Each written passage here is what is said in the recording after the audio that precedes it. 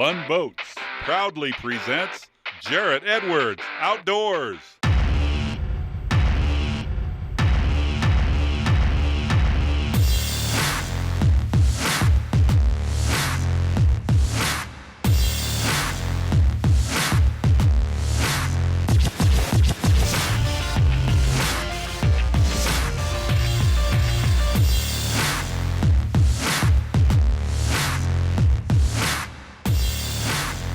Jarrett Edwards Outdoors is presented by Built Ford Tough, Cooper Tires, Mercury, Lund Boats, St. Croix, Lowrance, Jerry Yamamoto Custom Baits, Lake Powell Resorts and Marinas, Tackle Warehouse, and Motor Guide.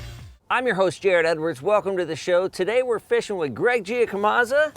Right here, southern Utah. Greg, how in the world you been? Oh, good, man. Glad to be back with you once again. Oh, I tell you, I really appreciate your time. Guys, right behind us is beautiful Sand Hollow Reservoir, and a lot of people do not think of Utah as a place for bass fishing, right? For cold water trout and other species. But right behind us, I mean, this lake is absolutely phenomenal. Tell us a little about it. You bet. Jarrett, right now the lake is in a unique spot. We have a high pool of water right now, maxed out. I haven't seen that in years. We have some fish up spawning, we have some fish done spawning, and we have fish that have yet to spawn, gonna be moving up. So we have unique opportunities today. We just had a cold front come through, a massive polar, the freeze. 45 degrees, no doubt. It's a chilly morning. Amen. But I think we should do well. I think we're gonna catch a lot of nice fish and hopefully a number of those big ones. Look forward to it. Greg, as always, thanks. Guys, stick around. It's gonna be an awesome show right here, Jarrett Edwards Outdoors, southern Utah. Greg Giacomazza, come and join us.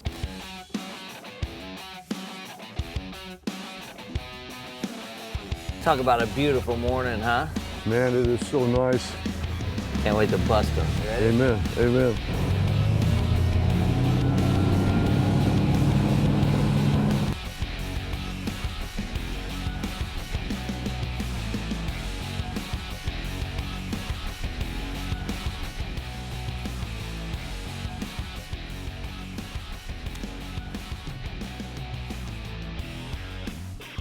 There he is.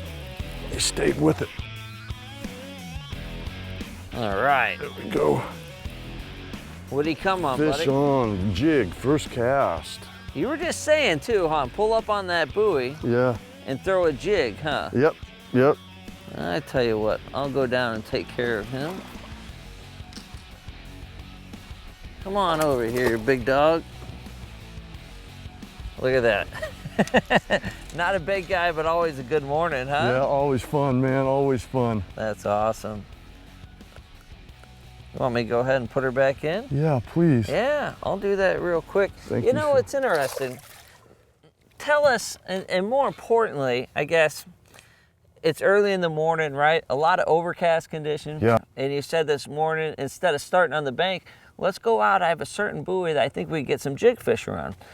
Sure enough, I'm getting the rod out and everything, and then you whack one, right? Yeah. So maybe you can help educate some of the folks at home. Why this buoy and why offshore first thing in the morning? A lot of people would want to be right up on the bank throwing reaction baits and so forth. You know, traditionally, a lot of guys and gals would hit that bank and start pounding it and probably be effective.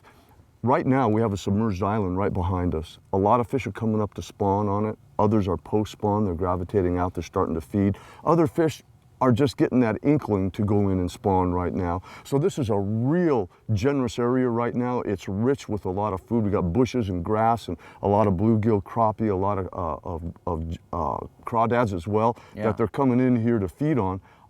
So yeah, it's just a rich area right now, especially early in the morning. Gotcha. So, and you know, technique-wise, spinnerbait, crankbait, jigs, Senko, you can fish so many techniques right now and have a ball out here. Man, that's great. Well, let's keep kind of peppering the area with jigs and different baits, and let's see where it goes. Sounds good. Always good being back in the boat with you, buddy. You too, man. Thank you. Nice.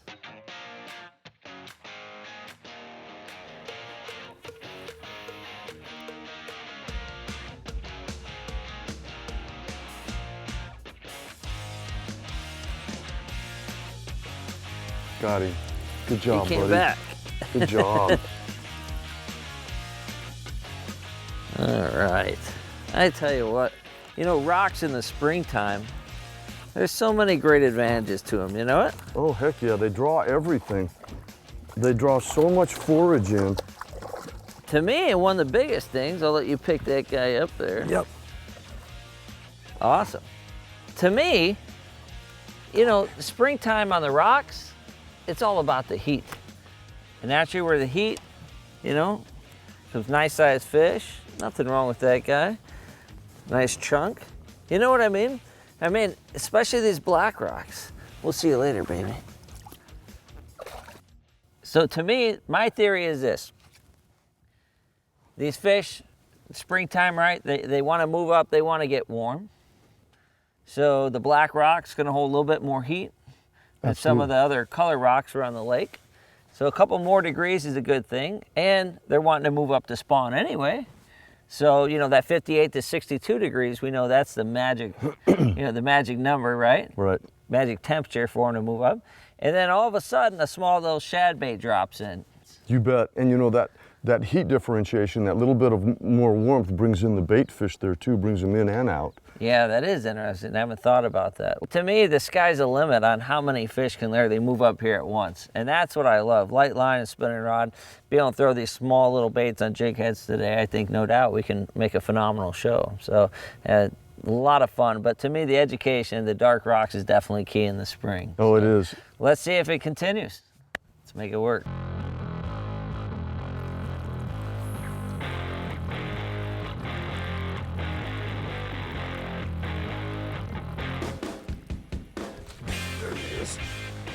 Nice. Now deeper, huh? A little bit better fish? Yeah. Where's he at? I haven't seen him yet. On the edge of the rocks. I noticed you were just dead sticking too, huh? Yeah, just barely rolling it. This might be a little bit nicer fish. Nice. Yeah, that's a good sized fish, huh? A little better, huh? Yes, sir. Now look how thick that fish is. That definitely shows you the type Yeah. of mood a lot of these guys are in. Come here, open your mouth, right? I mean, look at that. She's ready to pop, Oh, yeah. but she's been sitting out here, right? Right. We've been throwing up, catching a bunch of small little guys. This little Senko fish. I mean, look at that, Oh, yeah. Pre-spawn for sure. you know? Gorgeous. Beautiful fish. Beautiful. Well, I'm gonna go ahead and put her in, and let's talk about fishing a little bit deeper and some of the advantages it can have, huh? You bet. Nice fish, buddy. That's a nice Yeah, fish. thank you. See it, baby. Away she goes. Now, this is my theory. We have the rocks, right? Man-made lake, right? Right. So traditionally, the rocks are only gonna go so far and stop. We can see that easily on the graph, that transition line. And right where they stop, naturally you have a little bit of grass and a bunch of silt down there. Right. I'm thinking these fish are just using this, being late spring, some are spawning, some not.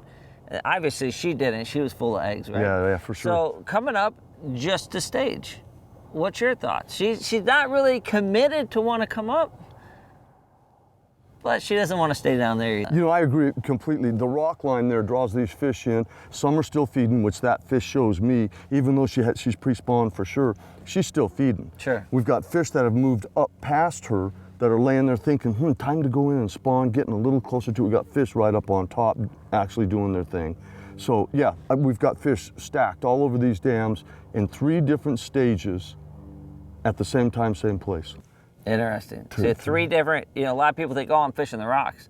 But in reality, you're fishing 3 different types of depths for the same fish on the rock. 3 different stages of fish. And this is what's great. This afternoon, that fish could just move right up on the bank as well. Who knows? Yep.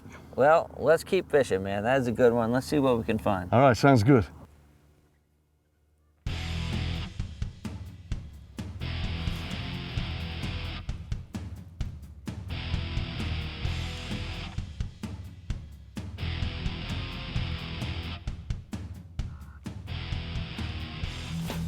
There he is.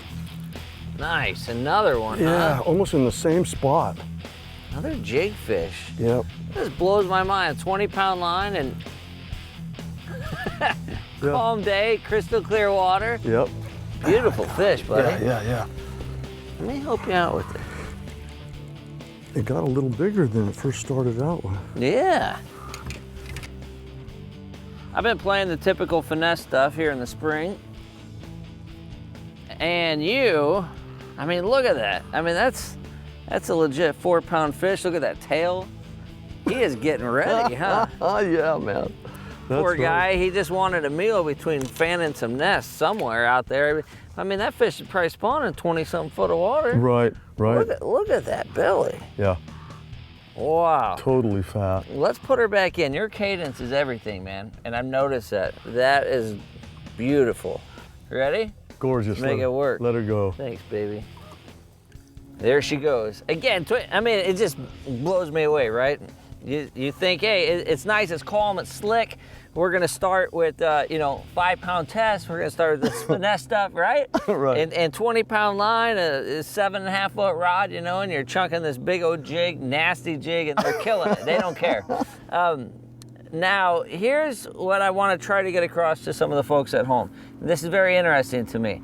Kind of the cadence retrieve hop versus drag on a jig. Mm-hmm. We think a lot of times, hey, it's a jig, we're just gonna hop it back, right? Right.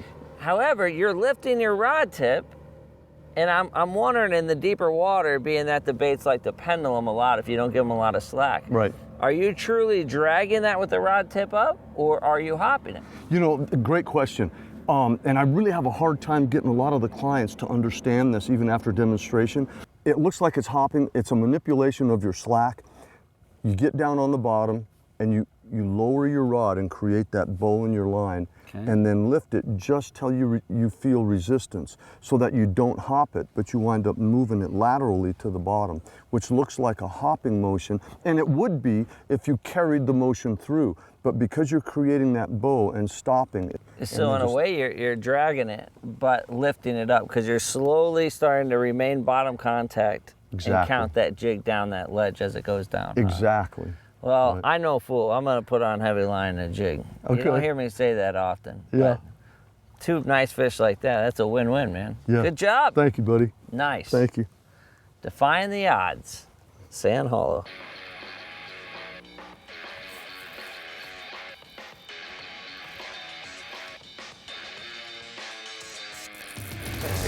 Good job. Good job, man. That was such a light bite, too. Yep. Come on over here, big dog. Is this a light bite that deep of water? You know what? Barely pin right in the lip.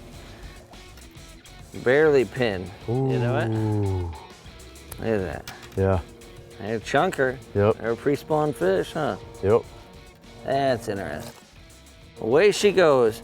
Well, I wonder if we can't take this down some of the dams and so forth, as well as some of the tree structure that we started on earlier. Right. And see if we can't get pull out some of those fish on the same type structure. What are your thoughts? Oh no, I think it could happen. Absolutely could happen. I like the idea. Yeah. Well, we got several hours of daylight left. I'm liking the jig. Let's make it work. Let's make it work.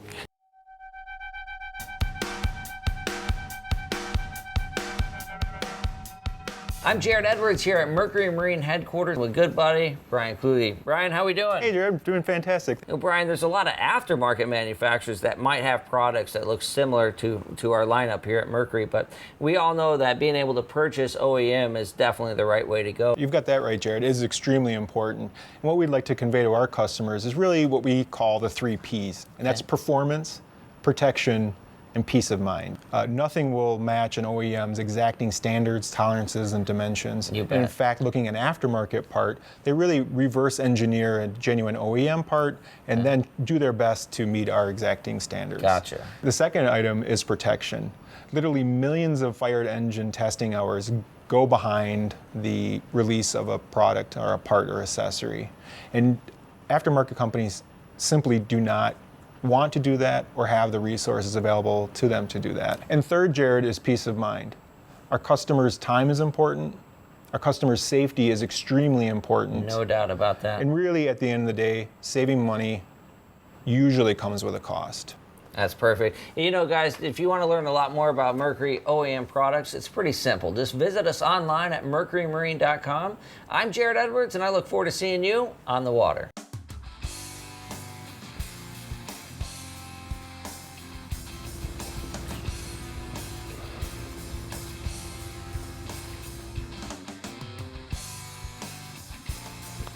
There he is. Nice. All the way out there on a jig, huh? Yep. Right around the rim of that rock. Just hanging out, huh? Mm-hmm. Nice. Let's see. Is he a big one? Doesn't feel like it. It could just be running at you, too. Yeah, huh? yeah. Yeah, nothing wrong with him. Mm-mm. Tell you what, let me help you out with him. Go. There he is. Bring him on in there. Ah. Nice fish. Good old jig fish, huh? Look at that. Pretty. Another pre-spawn chunk, huh? Yep. Look at that. What a beaut, huh? Gorgeous. Big old cruncher jaws on him. Eating crawdads. That's what he's doing, huh? Yeah, man. Let me put him in. This is a pretty deep spot, and it's kind of not your typical springtime spot, and I think we need to talk about it. Okay. See it, sweetheart. Not your typical springtime spot here, right? A lot of people thinking, you know, springtime, shallow water for the most part, you Right. know, and this place is deep. Now, we've caught them doing everything today. I mean, to be fair, right? We have. Crankbait, spinner, I mean, you name it. It's been all over the board. Typical springtime day where you start with 100 rods on the deck, it feels like, right? Right. So here at deep water, a jig, tell me your thought process and why do they like this area? It's like bass aquas to what you might typically do. Well, this area has so much structure under the water right here, and it produces so much feed for them that they're here, they live here. I mean, they don't have to go far in order to be able to fill their belly. Yeah, no doubt. Definitely quality fish, you know, 3-pound fish like that, that's a win-win anywhere you Absolutely. go. You know? Absolutely. And get them on a jig in crystal clear water when it's dead calm out, even better. yeah, right on, man, I know. This segment brought to you by Tackle Warehouse, guaranteed lowest prices. Fishing with Greg Giacomazza today on Sand Hollow Reservoir is an absolute blast. We caught fish today on jigs, spinner baits, crankbaits, and a variety of soft plastics. Personally, I stuck with the Senko, the jig, and the shad-shaped worm. Now, Mustad came out with a brand new series of these little jig heads, and I just got a couple sample packs in the mail today. I tell you, one of my favorite parts is being able to play with new tackle right before it hits the market, and today certainly didn't disappoint. You know, I went ahead and matched a 1/4 ounce to an 1/8 ounce jig head today, from the regular round ball all the way to the shad jig head, and I went ahead and matched that with a 4-inch Gary Yamamoto custom baits. This particular bait happens to be the shad-shaped worm in color number 150, which is smoking black flake. Just a dynamite bait in clear water. On the business end of things, we went ahead and matched 4-pound fluorocarbon line, okay, and a 7-foot. Now, this happens to be a St. Croix Legend Elite series. And you're going to find the Legend Elite from the Legend Extreme with the cork handles there. And we did this in a medium power instead of a medium light. Some of these fish were biting a little bit deeper today, so it's very important to be able to have a little bit stiffer of a tip in setting the hook. As always, all the products demonstrated on today's show can be found at our good friends over at tacklewarehouse.com. Tackle Warehouse has the guaranteed lowest prices and my personal favorite, free shipping on items over $50. Now, enough tack talk, let's get back to the water.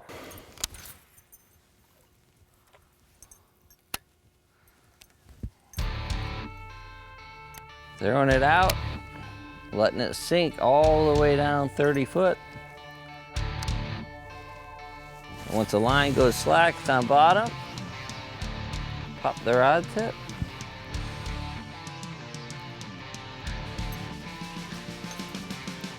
There he is. I got that one. Cool. Slow rolling spinner baits, and come on up here. These guys have just been out and about.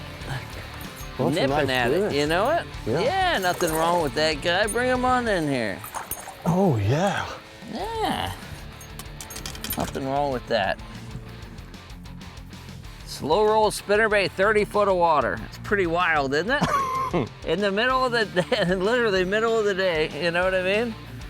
Now let's go ahead and put her back in. Talk a little bit about the spinnerbait. See it, baby. Away she goes, no doubt about it.